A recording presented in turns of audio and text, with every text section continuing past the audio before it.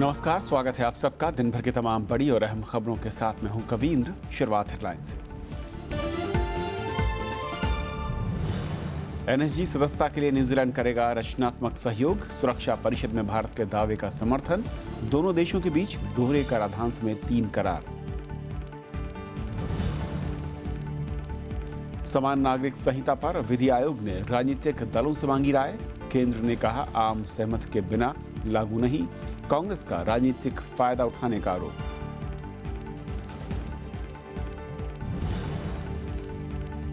BJP नेता और पूर्व मुख्यमंत्री येदियुरप्पा को बड़ी राहत। सीबीआई अदालत से 40 करोड़ के अवैध खनन मामले में आरोप मुक्त। 2011 में मुख्यमंत्री पद से देना पड़ा था इस्तीफा। समाजवादी पार्टी में खींचतान जारी। अखिलेश के करीबी मंत्री पवन पांडे पार्टी से निष्कासित। राज्यपाल से मिलकर अखिलेश ने सौंपा विधायकों का समर्थन पत्र। साइरस मिस्त्री ने कहा नहीं मिला पक्ष रखने का मौका। ईमेल के जरिए रतन टाटा पर लगाया दखलंदाजी का आरोप। कंपनी के साख को पहुंची चोट।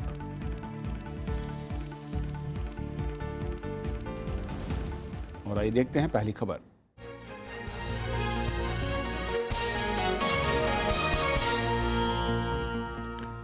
समाजवादी पार्टी का संकट सुलझने का नाम नहीं ले रहा। आज अखिलेश सरकार में वन राज्य मंत्री पवन पांडे को 6 साल के लिए पार्टी से निकाल दिया गया। इस बीच मुख्यमंत्री अखिलेश यादव राज्यपाल से मिले और मुलाकात कर ताज़ा राजनीतिक हालात पर चर्चा की। परिवार में कोई विवाद नहीं है, पार्टी में कोई विवाद नहीं है, सब एक है। मुलायम सिंह यादव के बाद शिवपाल यादव ने भी पार्टी और परिवार में एकजुटता की बात दोहराई, लेकिन बुधवार को भी खींचतान जारी रही। समाजवादी पार्टी के प्रदेश अध्यक्ष शिवपाल यादव ने अखिलेश सरकार में मंत्री तेज नारायण पांडे उर्फ पवन पांडे को पार्टी से 6 साल के लिए निष्कासित कर दिया। साथ ही मुख्यमंत्री से उन्हें मंत्रिमंडल से बर्खास्त करने की गुजारिश कर दी। मंत्रिमंडल से मुख्यमंत्री से हमने अनुरोध किया है मंत्रिमंडल से बर्खास्त करें और हाँ, समाजवादी पार्टी से उनको 6 वर्ष के लिए निकाल दिया गया। पार्टी एमएलसी आशु मलिक ने वन राज्य मंत्री पवन पांडे पर मुख्यमंत्री आवास में मारपीट का आरोप लगाया था। हालांकि पवन पांडे ने आरोपों को बेबुनियाद बताते हुए अखिलेश यादव के प्रति समर्थन जताया है। माननीय मुख्यमंत्री जी के आवास पर कहीं कोई मारपीट, कोई बवाल नहीं हुआ किसी तरह का, और माननीय मुख्यमंत्री जी के सुरक्षा अधिकारी ने इसका बयान भी दिया कि मुख्यमंत्री आवास पर कहीं कोई इस तरह की घटना नहीं हुई। आशु मलिक क्यों झूठ बोल रहे हैं, क्यों ऐसे निराधार आरोप लगा रहे हैं, ये आशु मलिक ही बता पाएंगे। सियासी हलचल के बीच मुख्यमंत्री अखिलेश यादव पार्टी विधायकों और वरिष्ठ नेताओं की बैठक बीच में ही छोड़ अचानक राज्यपाल से मिलने पहुंचे और उन्हें राजनीतिक हालात की जानकारी दी। 3 नवंबर से प्रस्तावित रथ यात्रा को अंतिम रूप देने के लिए ये बैठक हो रही थी। खबर ये भी है कि उन्होंने राज्यपाल को 205 विधायकों के समर्थन का पत्र भी सौंपा। हालांकि कांग्रेस और बीजेपी ने समाजवादी पार्टी में जारी उठापटक को सियासी ड्रामा करार दिया है। बर्खास्तगी का और फिर वापसी का ये नाटक जो है, ये चुनाव के अंतिम चरण तक चलता रहेगा, क्योंकि आदरणीय मुलायम सिंह जी को मालूम है कि चुनाव में उनके पास बोलने के लिए कुछ नहीं है। नेताजी चूंकि मजे हुए खिलाड़ी हैं और धोबी पाट का कभी कभी प्रयोग लगातार उन्होंने हमेशा राजनीति में किया है, और अगर सच्चाई जरा सी भी है तो 4.5 साल सीएम क्यों चुप थे और मुलायम सिंह क्यों चुप थे। मुलायम सिंह यादव ने मंगलवार को प्रेस कॉन्फ्रेंस कर परिवार और पार्टी में मतभेद से इनकार किया था। साथ ही ये भी कहा था कि शिवपाल यादव समेत बर्खास्त मंत्रियों की वापसी पर मुख्यमंत्री अखिलेश यादव ही फैसला करेंगे। नवविक्रम सिंह के साथ ब्यूरो रिपोर्ट, राज्यसभा टीवी। और इस बीच समाजवादी पार्टी के वरिष्ठ नेता आजम खान ने कहा कि प्रदेश के राजनीतिक घटनाक्रम में सबसे ज्यादा मुसलमान परेशान हैं। उन्होंने समाजवादी पार्टी का नाम लिए बिना कहा कि राज्य के मुसलमान किसी गैर जिम्मेदार पार्टी के साथ नहीं आना चाहते। आजम के मुताबिक मुसलमानों की हालत पर पैनी नजर है और वो हारी हुई लड़ाई नहीं लड़ना चाहते। और इस अहम मसले पर बातचीत करने के लिए हमारे साथ वरिष्ठ पत्रकार शंभुनाथ शुक्ला जी हैं। शंभुनाथ जी, स्वागत है आपका। तो जिस तरीके से पूरा विवाद चल रहा है और पिछले मैं कहूँ कि 48 घंटे में कई बैठकें, अलग अलग बैठकें, मुलायम सिंह की प्रेस कॉन्फ्रेंस और आज शिवपाल यादव भी, लेकिन जो दूसरा पक्ष है अखिलेश यादव का, वो अब तक सामने नहीं आया और ना ही उसने किसी बात पर मुहर लगाई। जो बात मुलायम सिंह कह रहे थे कि परिवार एक है और पार्टी एक है। देखिए, अखिलेश यादव चुप रह करके भी अपना जवाब दे रहे हैं।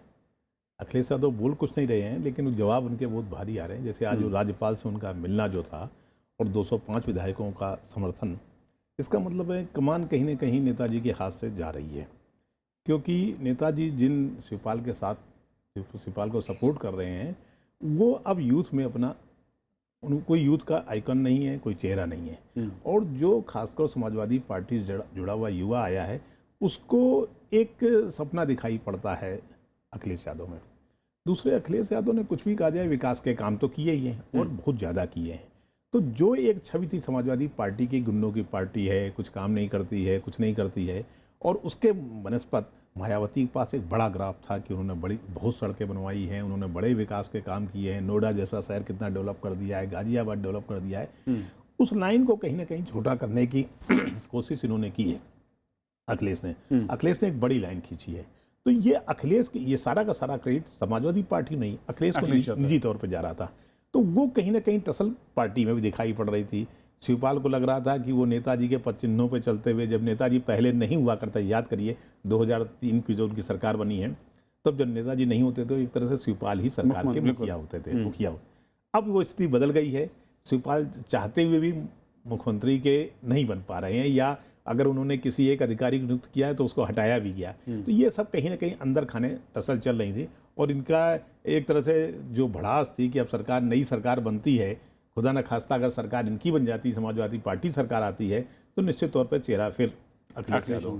तो एक तो ये, फिर दूसरे और कई लोगों को जो किसी वजह से, निजी कारणों से, पारिवारिक कारणों से अखिलेश से नाराज थे, उनको एकजुट किया गया और उनके जरिए ये मोर्चा खोला गया।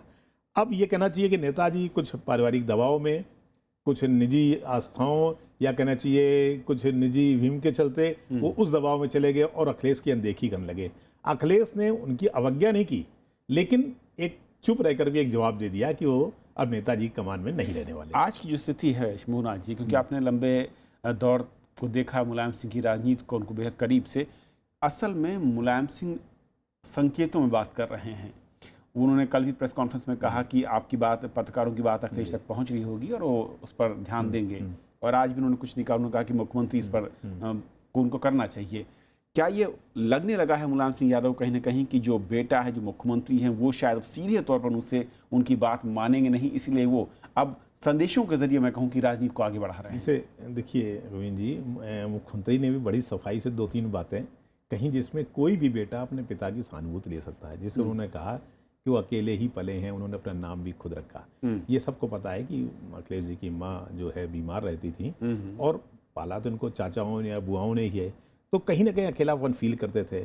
फिर नेताजी को ये प्रिय बहुत थे, उन्होंने इनकी पढ़ाई, शिक्षा के साथ बहुत पूरा ध्यान रखा। शायद अपने पूरे कुनबे में अखिलेश सबसे ज़्यादा पढ़े लिखे हैं। विदेश जाके इंजीनियरिंग की डिग्री की, उसके पहले भी सैनिक स्कूलों में पढ़े जहाँ सख्त अनुशासन होता है, और उनको सख्त निर्देशक कभी नहीं बताएंगे कि वो किसके बेटे हैं। जैसे अखिलेश यादव ने कभी किसी को बताया नहीं कि वो उत्तर प्रदेश के मुख्यमंत्री के बेटे हैं, उत्तर प्रदेश के इतने बड़े नेता के बेटे हैं। तो इस तरह से तो एक अनुशासन में पले, तो पिता की अवज्ञा नहीं की, लेकिन पिता को भी उनके प्रति कहीं ना कहीं प्रेम है। अब वो, मैंने कहा, निजी दबावों के चलते या भावनात्मक दबावों के चलते हो सकता है वो शिवपाल के दबाव में हो या परिवार के अन्य लोगों के दबाव में, बेटे का साथ, लेकिन बेटे का साथ तो देंगे, बेटा बेटा ही होता है। लेकिन क्या आपको लगता है कि सुलह वाकई होती दिख रही है? और जिस तरीके से आजम खान का बयान है कि मुसलमानों को लेकर उन्होंने एक बात कही है, पार्टी के अंदर भी अब इस झगड़े के बाद कई लोग हैं जो शायद मानते हैं कि इसकी भरपाई मुश्किल है। देखिए, मुझे लगता है कि मुलायम सिंह जी बहुत सुलझे हुए नेता हैं, और इतने दौड़ से लगभग उनके 4 दशक से वो राजनीति कर रहे हैं। इतने तो समझते हैं 4 या 5 दशक से कि किस तरह से कहाँ उनकी पार्टी को नुकसान हो सकता है। वो कभी मौका चूके नहीं, और एक ऐसे नेता हैं जो अपने खत्म होने के बाद खड़े होते हैं। एक फीनिक्स पक्षी की तरह वो नेता हैं। कई बार लगता है अब नेताजी खत्म हो गए उत्तर प्रदेश से, लेकिन फिर वो खड़े होते हैं, फिर उनकी सरकार बन जाती है। तो एक ऐसा नेता परिवार के भावनाओं में आके इतनी जल्दी ध्वस्त नहीं हो सकता। और दूसरी तरफ अखिलेश को उनकी गाइडेंस मिली हुई है। अखिलेश भी ये बात समझ रहे हैं कि अगर नेताजी हट जाते हैं तो बहुत सारा वोट बैंक चला जाएगा। कितना भी युवा वोट हो, पर युवा वोट कितना करता है, कितना उत्साही होगा, कितने % वोट करेगा, इसमें डाउट है। जो सबसे बड़ा इनका मेजर वोट बैंक था वो मुसलमानों का, जो नेताजी ने अपने 90 जो पहले कार्यकाल है उसमें बना लिया था। जिस तरह से वो अयोध्या में एक स्टैंड नेताजी ने भी लिया था, तो वो मुसलमानों का वोट बैंक को नहीं खोना चाहेंगे। आजम खान भले कर रहे हो मुसलमानों को एक पार्टी चाहिए, तो मेरे ख्याल से आजम खान कहीं ना कहीं दबाव की राजनीति बना रहे हैं, क्योंकि आजम खान कहाँ जाएंगे। कांग्रेस में जाने का मतलब नहीं उनका नहीं जा सकते, बसपा में भी नहीं घुस सकते। तो आजम खां भी यहीं रहेंगे, नेताजी भी यहीं रहेंगे और मुझे लगता है अखिलेश यादव भी यहीं रहेंगे। चलिए देखना होगा वक्त की राजनीति किस तरीके से आगे बढ़ेगी। फिलहाल बहुत बहुत शुक्रिया आपका। और ये थी हमारी पहली खबर। छोटा सा ब्रेक और ब्रेक के उस पार दिन भर की दूसरी बड़ी खबर।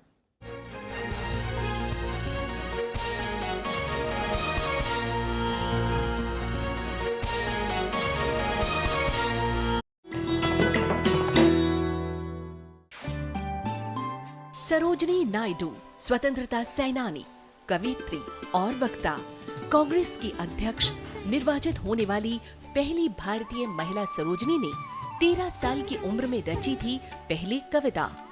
आजादी के बाद वो बनी देश की पहली महिला राज्यपाल।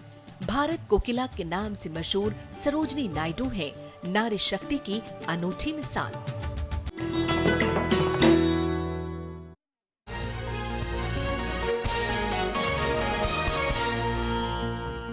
भारत और न्यूजीलैंड एनएसजी सदस्यता के मुद्दे पर मतभेदों को दूर करने में कामयाब हुए हैं। न्यूजीलैंड के प्रधानमंत्री जॉन की और प्रधानमंत्री नरेंद्र मोदी के बीच बातचीत में आतंकवाद से निपटने में सहयोग बढ़ाने पर सहमति बनी।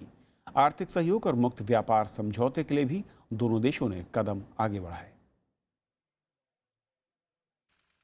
न्यूजीलैंड के प्रधानमंत्री जॉन की और प्रधानमंत्री नरेंद्र मोदी के बीच मुलाकात में द्विपक्षीय रिश्तों की मजबूती पर चर्चा हुई। एनएसजी सदस्यता के मुद्दे पर मतभेद दूर करने के लिहाज से बातचीत कारगर रही। इस मामले पर अलग राय रखने वाले न्यूजीलैंड ने रचनात्मक सहयोग का भरोसा दिया। साथ ही सदस्य देशों के बीच भी भारत के पक्ष में राय बनाने के लिए काम करने की बात कही। We had a detailed conversation about India's application to become a member of the Nuclear Suppliers Group. I acknowledged the importance to India of it joining the NSG.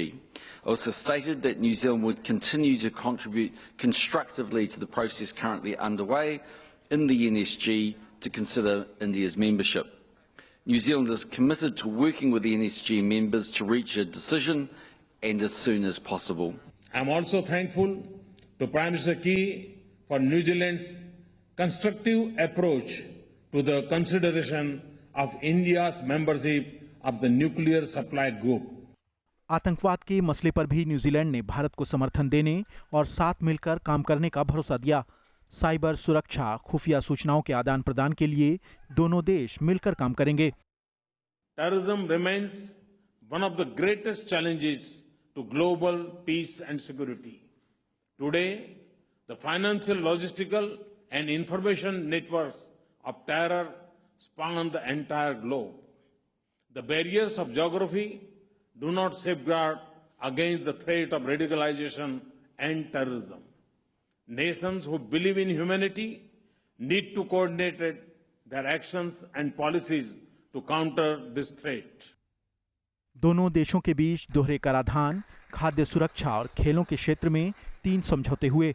साथ ही व्यापक आर्थिक सहयोग समझौता जल्दी पूरा करने की दिशा में काम जारी रखने पर सहमति जताई। दोनों देश विदेश मंत्री और उच्च पदाधिकारी स्तर पर नियमित बातचीत के लिए भी राजी हुए हैं। न्यूजीलैंड ने संयुक्त राष्ट्र सुरक्षा परिषद के स्थायी सदस्य के लिए भारत की दावेदारी का समर्थन भी किया। दोनों प्रधानमंत्रियों ने दोनों देशों के हितों को ध्यान में रखकर आगे चलने का वादा किया है। अब देखना यह है कि कितनी जल्दी और किस तरीके से ये वादे पूरे होते हैं। राज्यसभा टेलीविजन के लिए कैमरा पर्सन संजय कुमार के साथ दिल्ली से अखिलेश सुमन। विधि आयोग ने समान नागरिक संहिता पर राजनीतिक दलों की राय मांगी है। सरकार ने साफ किया है कि इस मुद्दे पर आम राय बनाकर ही आगे बढ़ा जाएगा, लेकिन 3 तलाक पर वो विपक्षी दलों को घेर भी रही है। कांग्रेस ने कहा है कि सरकार 3 तलाक को मुद्दा बनाकर राजनीतिक लाभ उठाने की कोशिश में है। विधि आयोग ने राजनीतिक दलों को प्रश्नावली भेजकर 21 नवंबर तक जवाब देने को कहा है। आयोग राजनीतिक दलों के प्रतिनिधियों के साथ बैठक पर भी विचार कर रहा है। आयोग के अध्यक्ष सेवानिवृत्त न्यायाधीश BS चौहान ने सभी राजनीतिक दलों के प्रमुखों को चिट्ठी भी लिखी है। देश में फिलहाल 7 राष्ट्रीय पार्टियां हैं और 49 राज्य आधारित राजनीतिक दल हैं। इस बीच सूचना और प्रसारण मंत्री M वेंकैया नायडू ने कहा कि समान नागरिक संहिता को बिना आम सहमति के नहीं लाया जाएगा। उन्होंने कहा कि कांग्रेस, समाजवादी पार्टी और बहुजन समाज पार्टी को 3 तलाक के बारे में राय स्पष्ट करनी चाहिए। मजहब का नाम पे किसी के साथ कोई भेदभाव नहीं होना चाहिए। आप इससे सहमत है नहीं है? इसका समाधान दीजिए। क्या आप अन्याय करना चाहते हैं मुस्लिम महिलाओं को? समाजवादी, बहुजन समाजवादी और उनका जो पहले गार्डियन कांग्रेस पार्टी, सब तीनों समाधान दिए तो अच्छा होगा। कांग्रेस ने आरोप लगाया कि सरकार जरूरी मुद्दों को छोड़कर 3 तलाक पर बहस को बढ़ावा दे रही है। पार्टी ने कहा कि इससे लगता है कि केंद्र सरकार इससे राजनीतिक लाभ उठाना चाहती है। There are umpteen number of issues facing this country, and Gangaiah Naidu is a senior minister, and other senior ministers of his government also, day in and day out issuing statement on triple talaq, as if that is the only issue in this country. Let it be left to the community to make any change or reform in this. आयोग ने 7 अक्टूबर को लोगों से समान नागरिक संहिता और 3 तलाक पर राय मांगी थी। हालांकि मुस्लिम पर्सनल लॉ बोर्ड समेत कई संगठन इसका विरोध कर रहे हैं। इनका आरोप है कि आयोग सरकार के एजेंडे को आगे बढ़ा रहा है। Bureau report, Rajya Sabha TV. Karnataka के पूर्व मुख्यमंत्री और बीजेपी प्रदेश अध्यक्ष बीएस येदियुरप्पा को अदालत से आज राहत मिली। कोर्ट ने उन्हें और बाकी आरोपियों को 40 करोड़ रुपए के भ्रष्टाचार के मामले में बरी कर दिया है। सीबीआई की विशेष अदालत ने कर्नाटक के पूर्व मुख्यमंत्री बीएस येदियुरप्पा को 40 करोड़ रुपए के भ्रष्टाचार मामले में बरी कर दिया है। कोर्ट ने उनके 2 पुत्र, दामाद और बाकी आरोपियों को भी अवैध खनन से जुड़े इस मामले में आरोप मुक्त कर दिया। बीएस येदियुरप्पा ने कोर्ट के फैसले को सच्चाई की जीत बताया है। I always have faith in judiciary and I have not done any mistake. So today I got the relief and I hope the order will be bringing new inspiration to lakhs of our workers to work hard to come back to power in future. Karnataka के मुख्यमंत्री सिद्धरामैया ने कहा कि उनके खिलाफ सबूत नहीं मिले, इसका ये मतलब नहीं है कि आरोपों का आधार नहीं है। In all the criminal cases, for want of evidence ಅಂತ acquit ಆಗ್ತವೆ. It doesn't mean that ಅದು allegation से baseless ಅಂತ ಹೇಳಕ್ ಬರಲ್ಲ। 2011 में कर्नाटक के लोकायुक्त संतोष हेगड़े की रिपोर्ट में येदियुरप्पा पर भ्रष्टाचार का आरोप लगा था। इसके बाद येदियुरप्पा को मुख्यमंत्री पद छोड़ना पड़ा था और 3 सप्ताह तक जेल में भी रहना पड़ा था। सीबीआई की चार्जशीट में आपराधिक साजिश, धोखाधड़ी, पद के दुरुपयोग और भ्रष्टाचार के आरोप लगाए गए थे। इसमें माइनिंग लाइसेंस के लिए 40 करोड़ रुपए की घूस लेने का आरोप भी शामिल था। इसके अलावा साउथ वेस्ट माइनिंग कंपनी के येदियुरप्पा के परिवार के मालिकाना हक वाले प्रेरणा ट्रस्ट को 20 करोड़ रुपए डोनेशन देना भी शामिल था। Bureau report, Rajya Sabha TV. 2009 Lok Sabha चुनाव में खर्च से जुड़े मामले में नवजोत सिंह सिद्धू की मुश्किलें बढ़ गई हैं। सुप्रीम कोर्ट ने पंजाब और हरियाणा हाई कोर्ट में मामला खत्म करने की सिद्धू की याचिका खारिज कर दी है। ये मामला 25 लाख रुपए की तय सीमा से ज़्यादा खर्च करने को लेकर है। इसके अलावा पसंद के अफसर को रिटर्निंग ऑफिसर बनाने के आरोप में भी ट्रायल चलेगा। ये मामला उनके खिलाफ अमृतसर से उम्मीदवार रहे ओम प्रकाश सोनी ने दायर कराया था। उन्होंने सिद्धू पर 25 लाख से ज़्यादा खर्च करने के आरोप लगाए थे। टाटा सन्स के चेयरमैन पद से बर्खास्त साइरस मिस्त्री ने रतन टाटा पर दखलंदाजी का आरोप लगाया। पीटीआई के मुताबिक उन्होंने एक ईमेल बोर्ड के सदस्यों को भेजा है जिसमें इस फैसले को अवैध बताया गया। उन्होंने लिखा है कि इस फैसले की कॉरपोरेट जगत में दूसरी मिसाल नहीं मिलती क्योंकि उन्हें बचाव का मौका तक नहीं दिया गया। मिस्त्री के मुताबिक अचानक हुए फैसले और वजह उन्हें नहीं बताई गई और उनके समूह की साख को चोट पहुंची है। उन्होंने आरोप लगाया कि निदेशकों ने अपनी भूमिका सही तरीके से नहीं निभाई और यह फैसला कॉरपोरेट गवर्नेंस के खिलाफ था। मिस्त्री को सोमवार को टाटा सन्स के चेयरमैन पद से बर्खास्त किया गया था।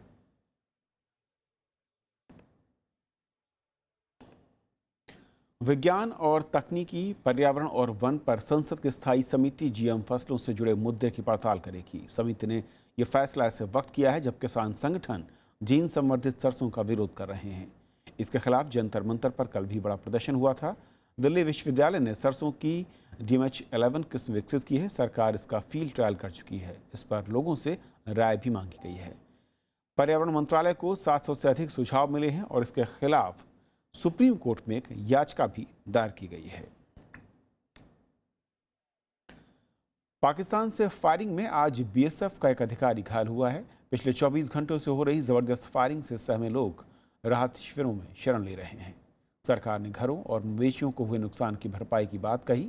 इस बीच गृह मंत्री राजनाथ सिंह ने बीएसएफ महानिदेशक के साथ पूरे हालात का जायजा लिया।